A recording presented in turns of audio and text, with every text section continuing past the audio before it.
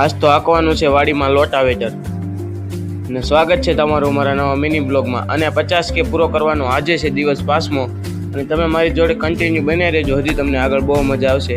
લોટાવેટર આંકવાનું છે આપણે, હાલો હવે ટ્રેક્ટરમાં ચડી જઈએ અને આજ તો લોટાવેટર 4-5 વીઘાનું હાંકી જ નાખવાનું છે। હાંગ થઈને ત્યાં 2 વાર પાછું, 1 વાર નહીં 2 વાર હાંકી નાખવાનું છે।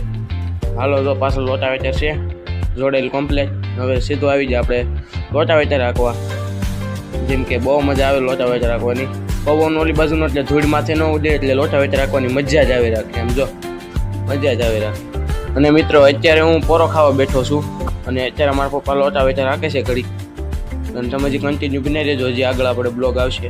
મિત્રો હું આવી ગયો ઘરે ડીઝલનો કેરબો લેવા, કેમ લેવા આવ્યો હું તમને વાડીએ જઈને કહું, હાલો।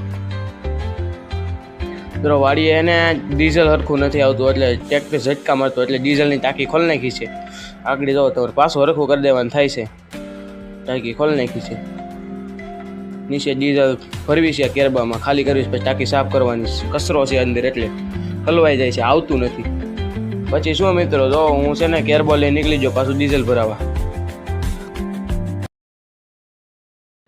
ને મિત્રો ટ્રેક્ટરની ટાંકી આપણે ફૂલ કરાવી છે ડીઝલની, અને હવે મળશું તમને કાલના બ્લોગમાં। ત્યાં સુધી બધાને રામ રામ ને બાય બાય ને રામનવમીની હાર્દિક શુભકામના। આ જો અમારી બસ ગઈ હો ભાઈ સવારની, હાય ભાઈ।